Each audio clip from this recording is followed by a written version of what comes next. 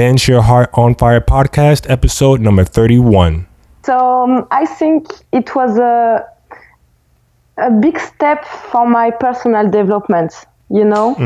It was like, for me, stop my job, going to dance was like a big risk, you know.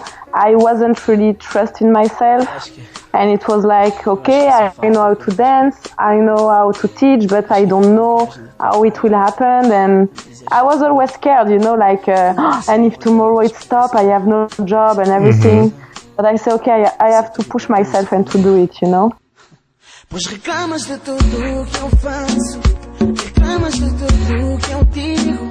Não importa se eu faço tudo pra te agradar. Eu já fiz severas mudanças, eu já te fiz até minha deusa. Mas em vão, pois no fim tu só quis reclamar. Eu acho que o problema já não está comigo. Eu acho que é falta de coragem de dizer que já não queres mais, mas baby, deixa-me ajudar, baby. Eu vou te ajudar, baby. Deixa-me dizer-te. Welcome to the Dance Your Heart on Fire podcast, the podcast dedicated to inspiring dancers worldwide whose hearts have been touched by music and dance. The universal language of dance and music is spoken by many of us throughout the world. We want to motivate the dancer in you by sharing stories, insights, and ideas to enhance your journey. Join us now with your host, Charles Ogar. Hello, everyone. This is Charles with the Dance Your Heart on Fire podcast, coming at you with another episode this week. And this week we are having another special guest on our show.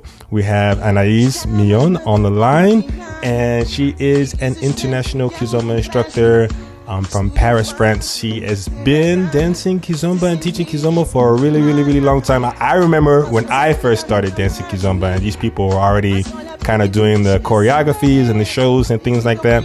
And I recently did a podcast with Sophie Fox, and I know you two are good friends. So I wanted to go ahead and reach out and have you on the show here as well. So hello, Anais. Hello, how are you? Good. I'm glad that you made time to be with us here on the show. Thank you. I'm very happy to be here.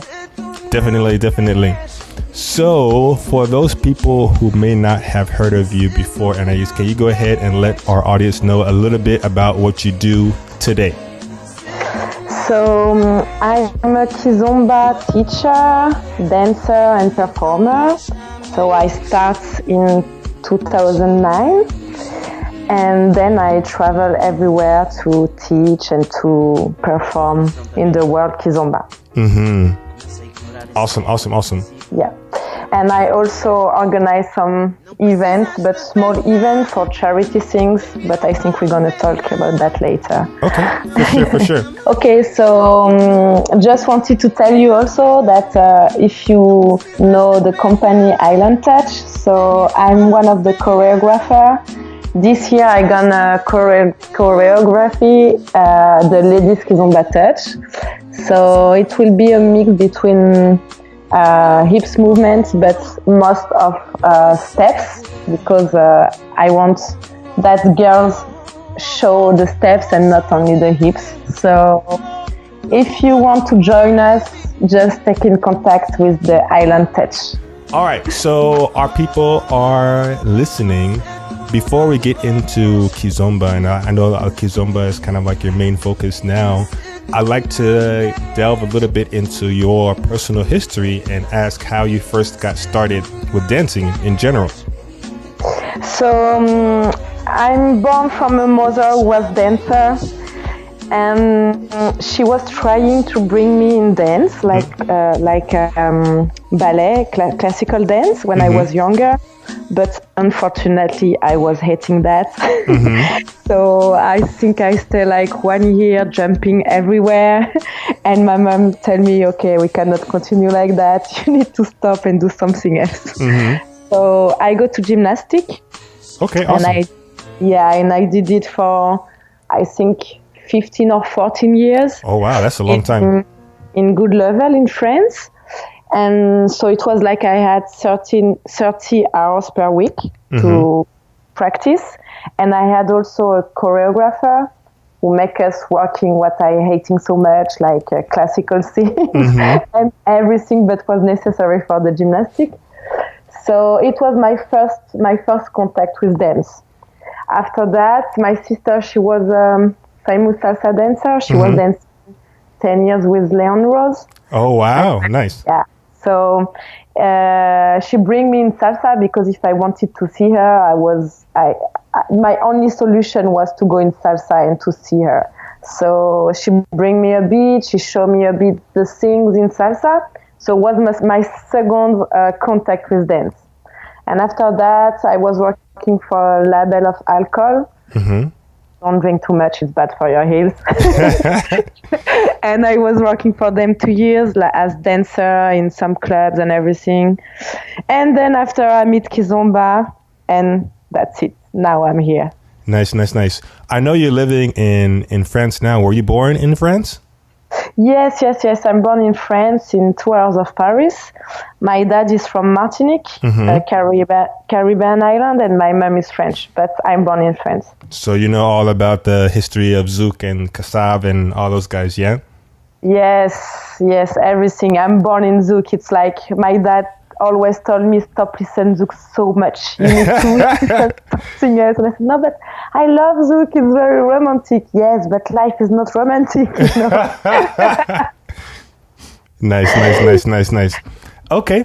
Well, let's go ahead and talk about how you first found out about kizomba, because my first partner dance was definitely salsa as well. So it'll be interesting to hear your story of how you first got introduced to kizomba. So my first introduction in kizomba was in Paris. My sister, Noémie, and Leon Rose, they have a party in Paris. The name is Agua. And I was working for them in this place. And in this time, I didn't dance. It was just dancing like that or something like this, but not really. I wasn't professional dancer, you know. And so in my free time, I come to Paris to help them for the party. And the thing is that they are the first one in Paris who introduced the kizomba in Paris. So it's like it was some instructor in Paris, but the community was so small and not developed. So they say, okay, so we have the salsa party with class before the party, and after you have the party to practice and everything. And because they meet kizomba somewhere else, they say, okay, we have to do it and try with kizomba in France. So they try with kizomba, and I was working, and it grew up very fast. And I see, I like the music, I like the dance, and that's it. It was my first contact with kizomba. So the first time you saw kizomba, you liked it? Yes, so much. I like a lot. I like the music because it's very close to Zouk.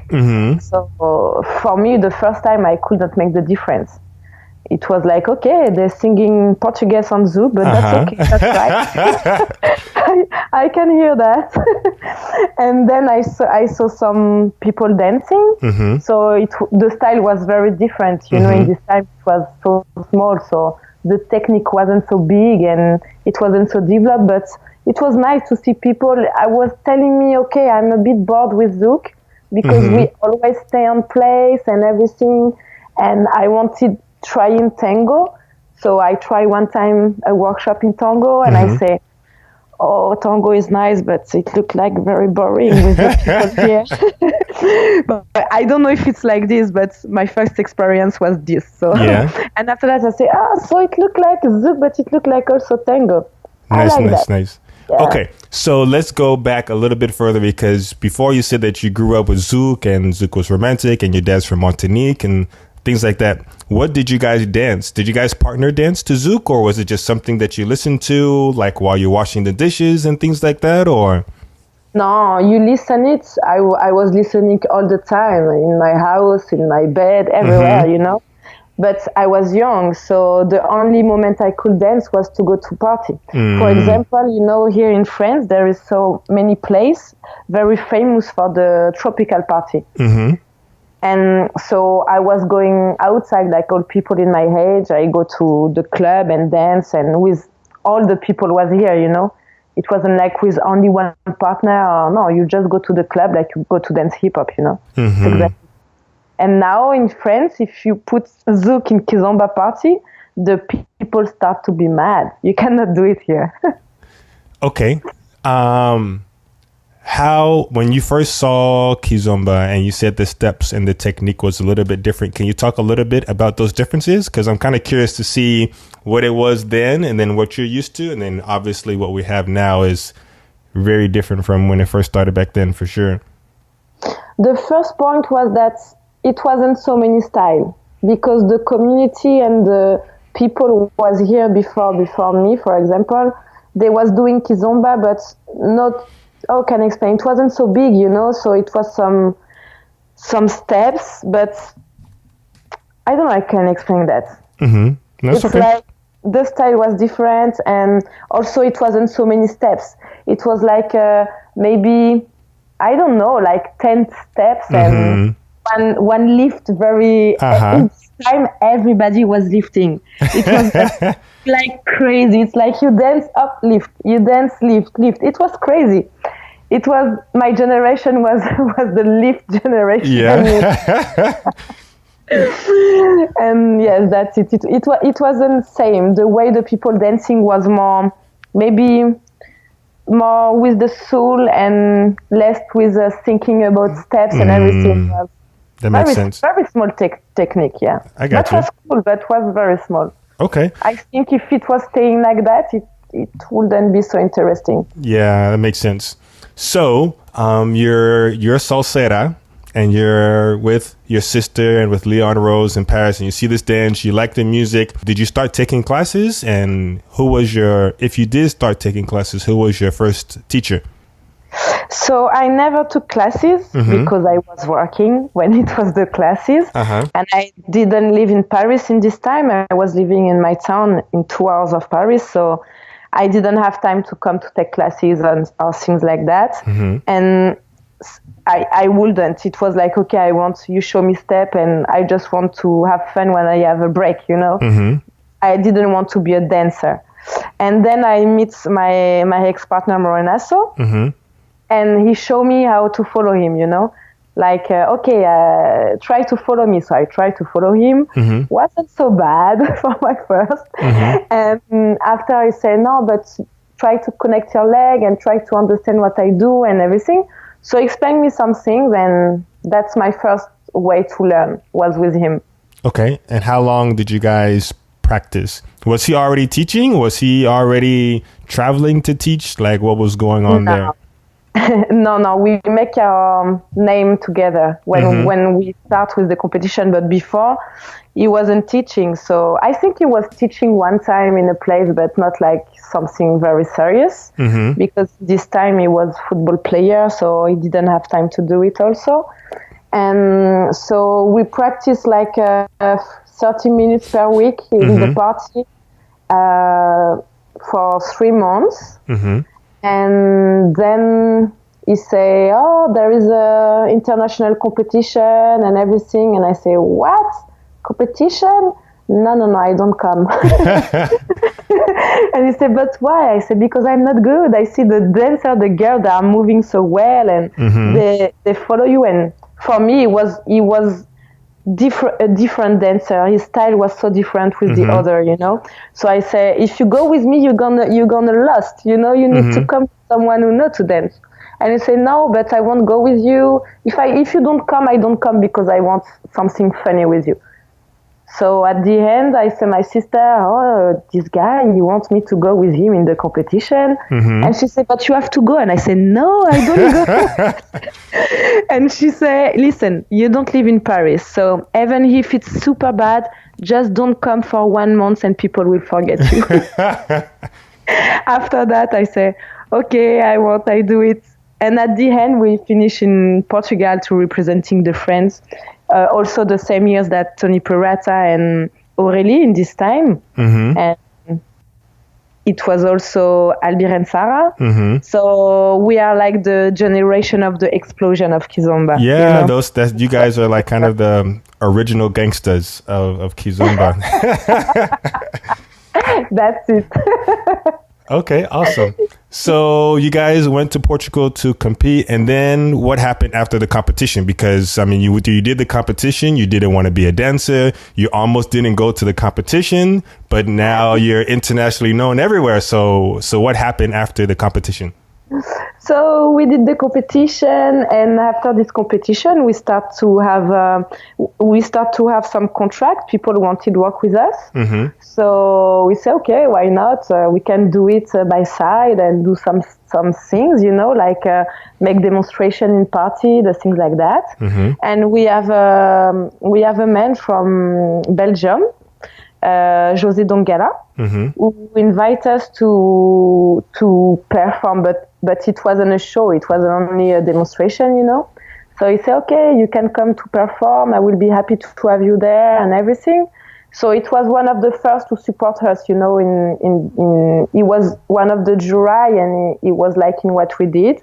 So he said, okay, come in Belgium. So we go to Belgium, and this video make an explosion. It was like, I don't know if you remember that video. We are outside on the stage. I had long hair with a black and red dress. Ah, yes, the black and red one. I've seen that one.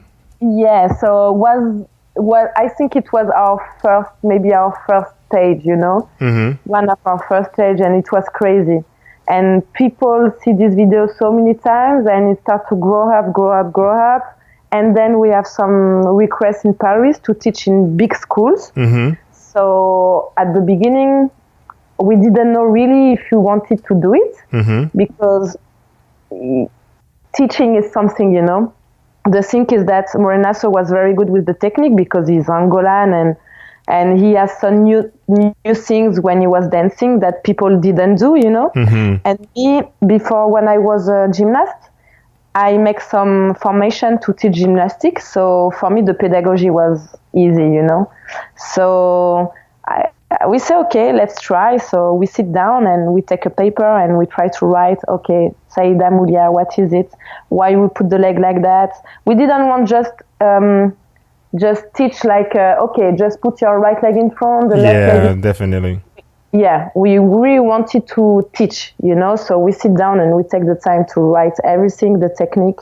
And we also develop in this time a technique more academic without the style, just about leading and explain the leading and the posture and everything. And then we start to be invited everywhere in the world, and we are here now. Awesome. So I'm going to put the link for the video in the show notes. So if you're listening to the podcast, head out to neokizomba.com. This will be podcast number 30. And you'll see the video there that Anais is talking about. So you guys can see that was the viral video that kind of put their names out there.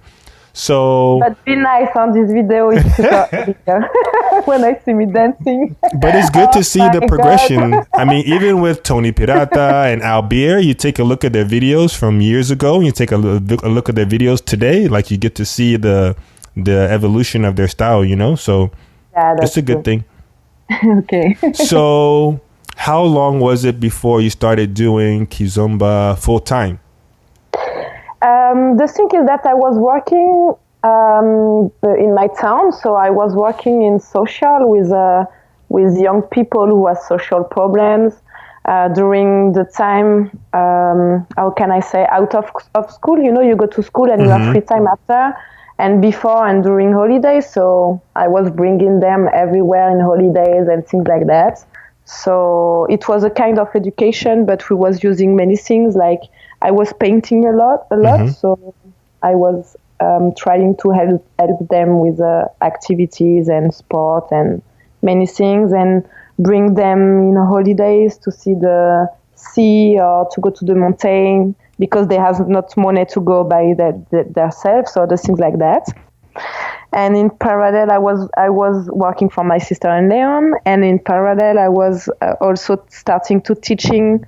So it made me times because I was loving my job, and also because I was a bit scared, This time, everybody was the salsa people, and they was saying that, okay, so this is kizomba, but in 2 years it's over, So it was a bit complicated to say, okay, I stop. So I wait like 3 years by doing everything. And in 3 years, we was booked for 1 year and more, so I was more comfortable. And I didn't have really the choice because we had a festival, and I was supposed to go, and I was super sick. I was thinking that can I say in English like a cardiac crisis? A crisis? Cardiac. Oh, with your heart. Yes. A cardiac crisis. Okay. Yes. So I was thinking I was doing that. So in this time, my ex-boyfriend say, "Oh, we go to hospital. You look like so bad and everything." But at the end, it wasn't that. I was too tired, and the doctor say, "You cannot travel for 3 weeks, but you need to take a decision. You cannot drive 2 hours per day, go to Paris, come back, go to work the day, go everywhere." It wasn't possible to continue like that. So I say, okay, if I want to do dance, I need to do it now. So I take the decision after 3 years. 3 years. How old were you when you did that? When you took that decision? How old I was? Let me calculate that.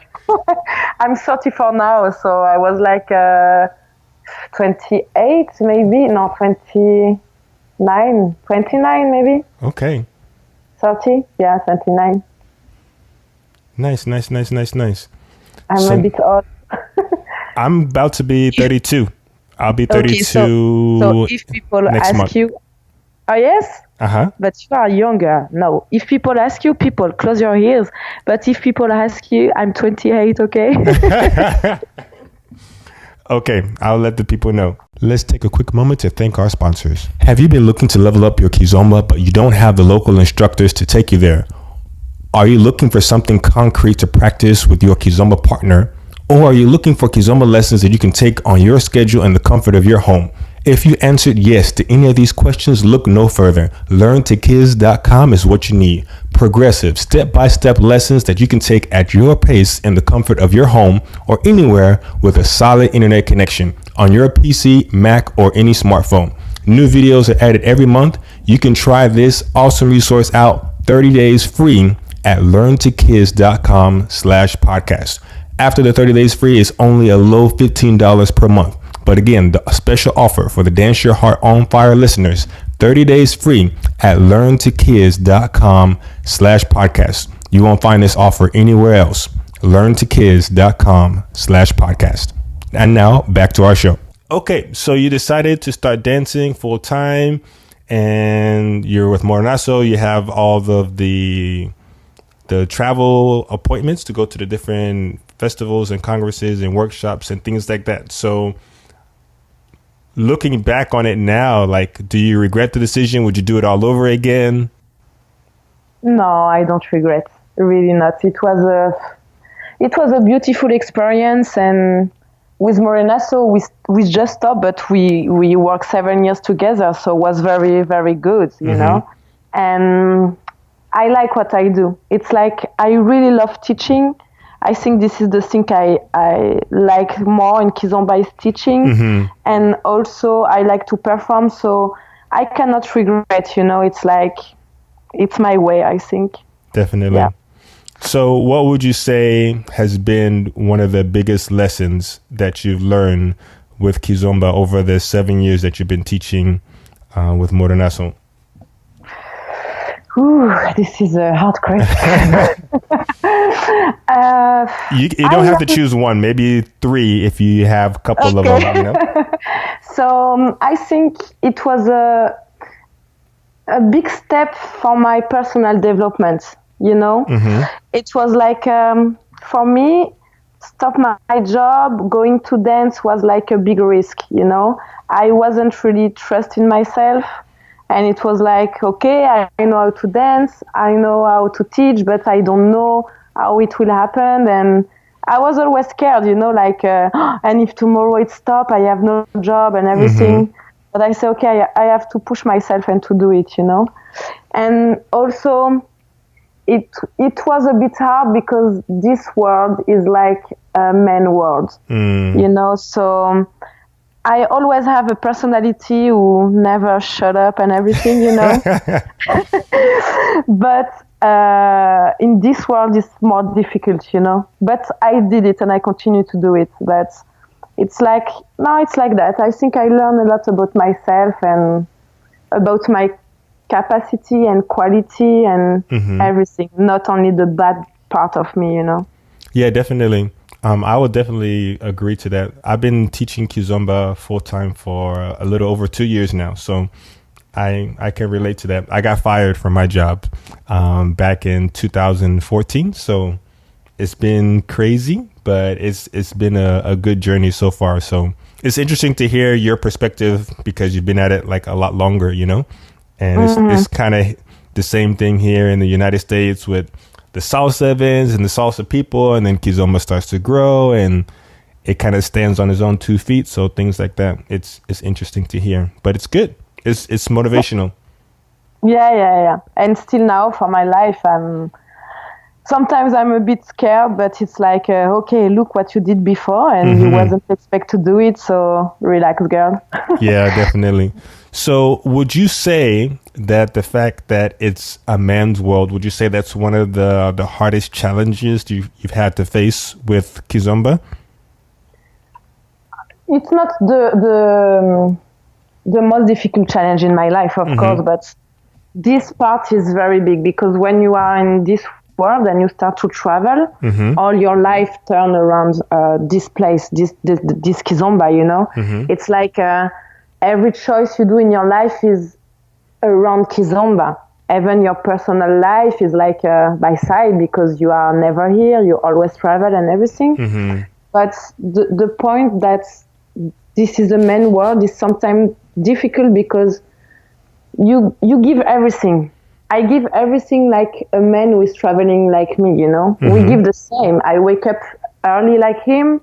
I practice my show same than him. How can I say, I don't see my family same as him. Sometimes I'm a best teacher than him, better teacher than him, or the better performers. But this world is like a lot showing the man.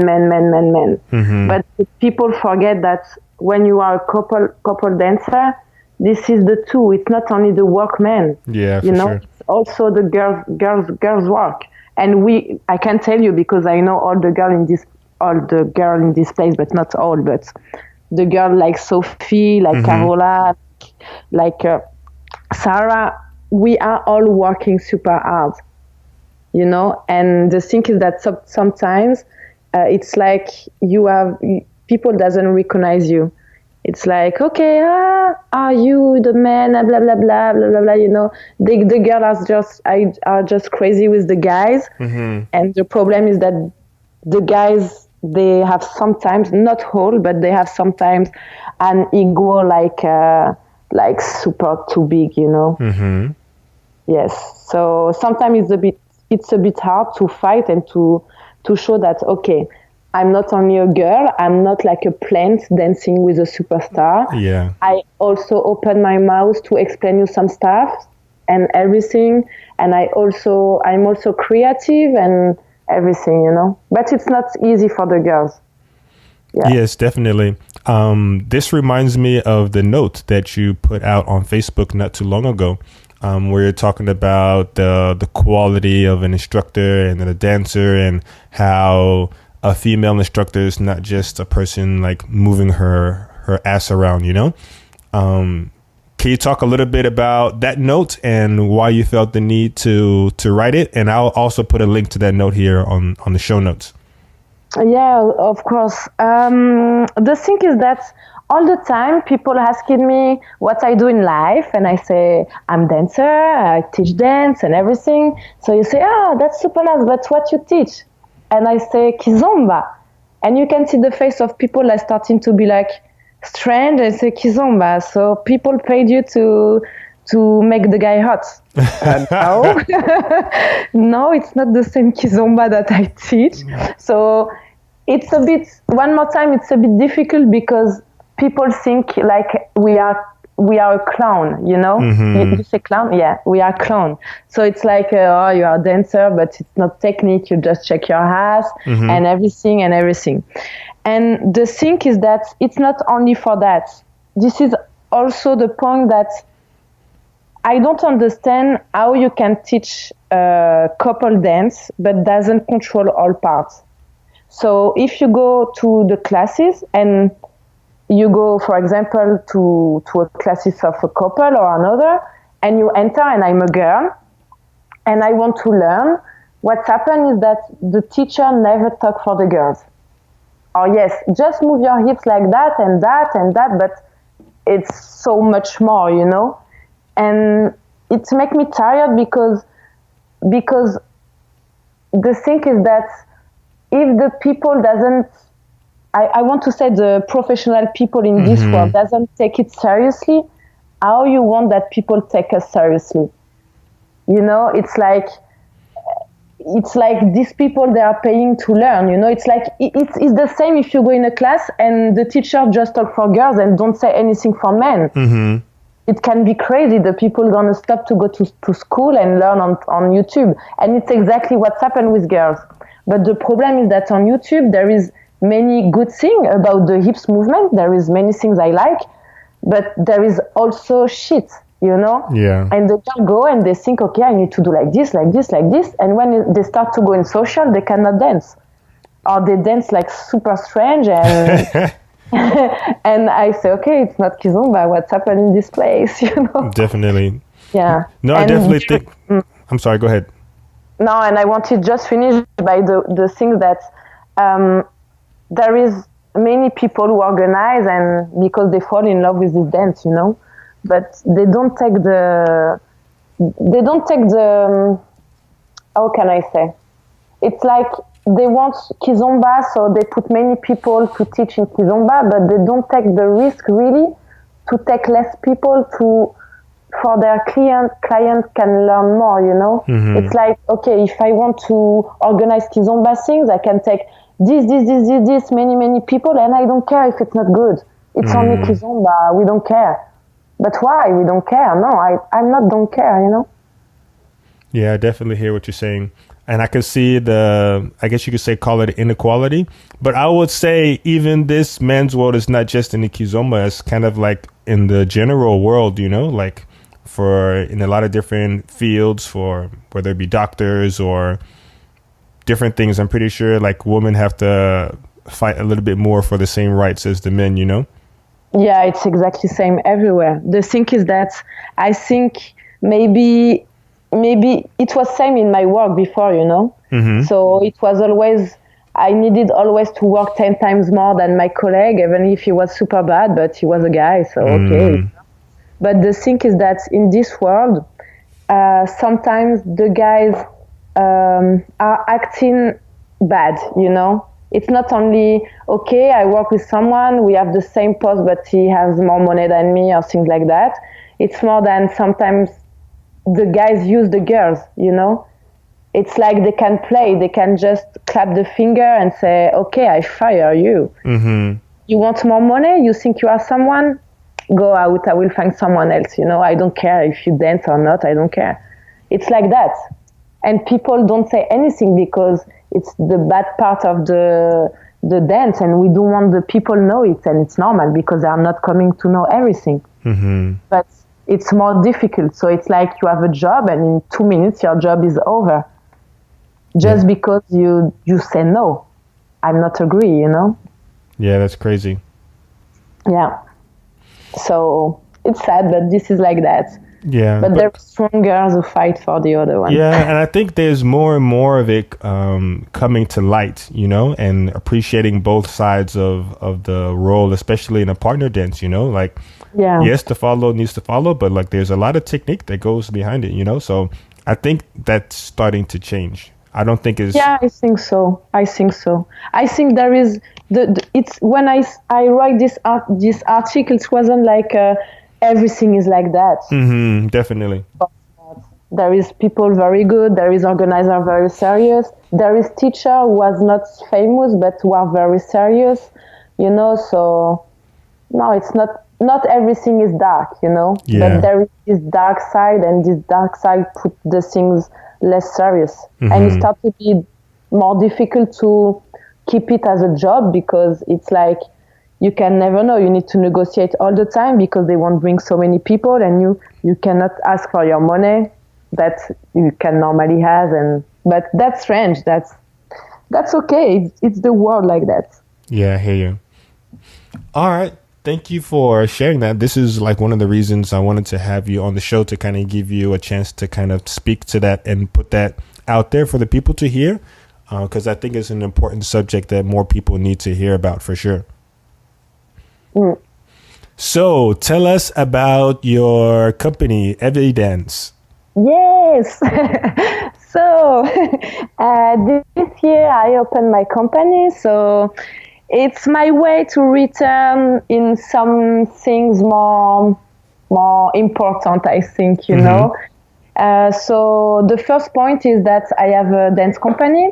So inside I have a different professional dancer, but not from kizomba. I have a star of popping. I have many dancers.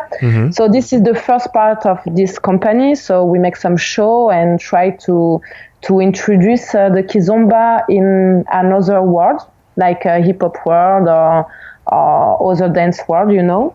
So to show the people that it's a real dance and a lot of technique and everything, to make the community grow up. And also I organize 4 times in a year some charity events. So this year we choose to work for the homeless people. So I organize some workshop and a party, and the benefit go to buy I don't know, you say in English, you know, the cover you have when you get intern camping. When you go in camping, you have a cover, like cover everything. You mean like a tent? Like a bag? No, a bag. Sleep bag. Like a sleeping bag. That's it. So we buy with the benefit, we buy some sleeping bag for the homeless people.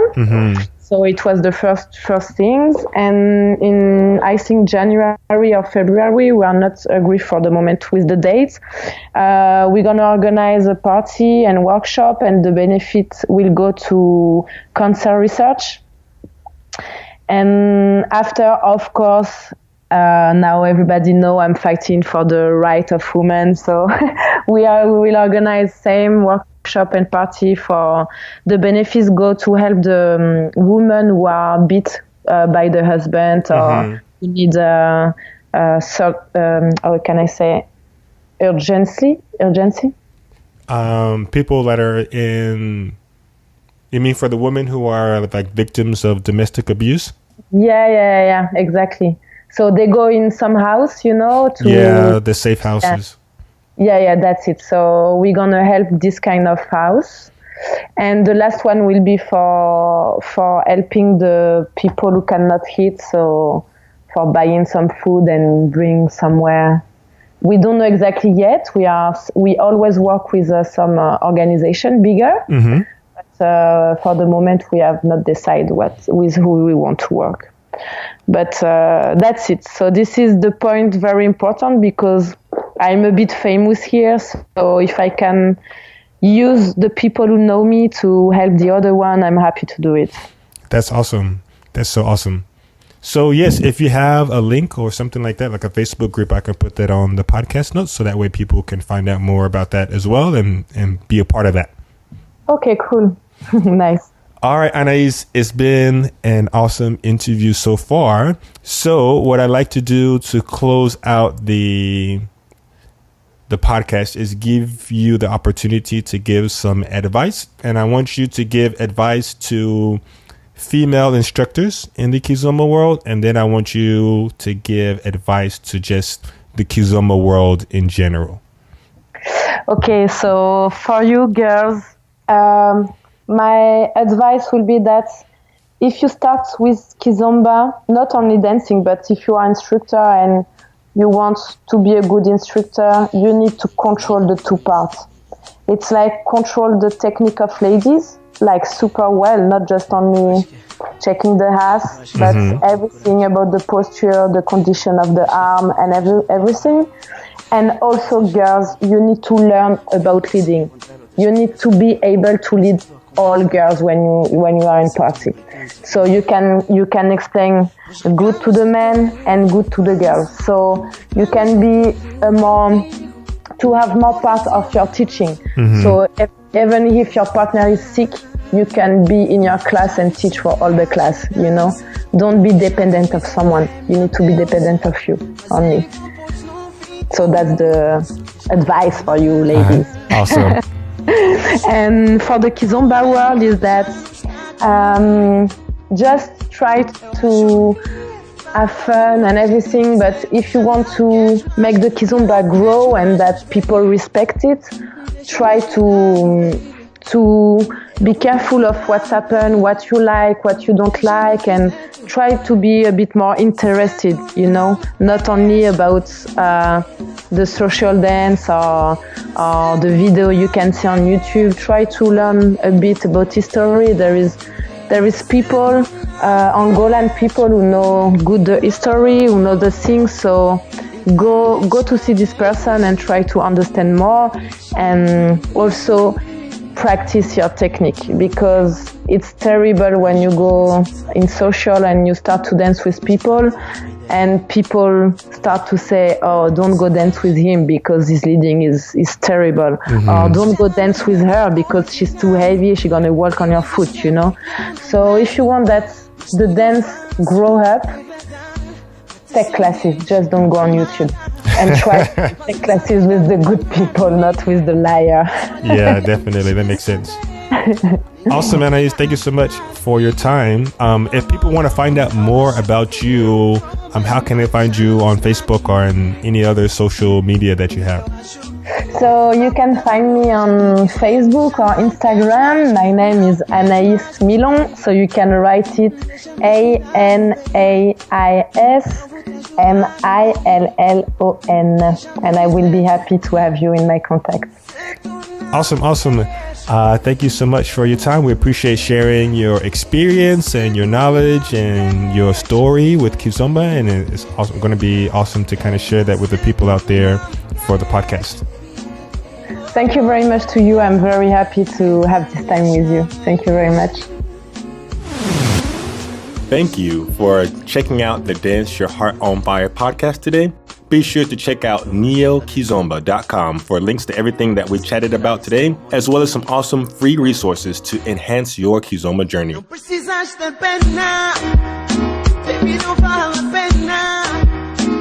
Não adianta mais fingir que tu ainda me amas, não. Não precisas ter pena, baby, não vale a pena.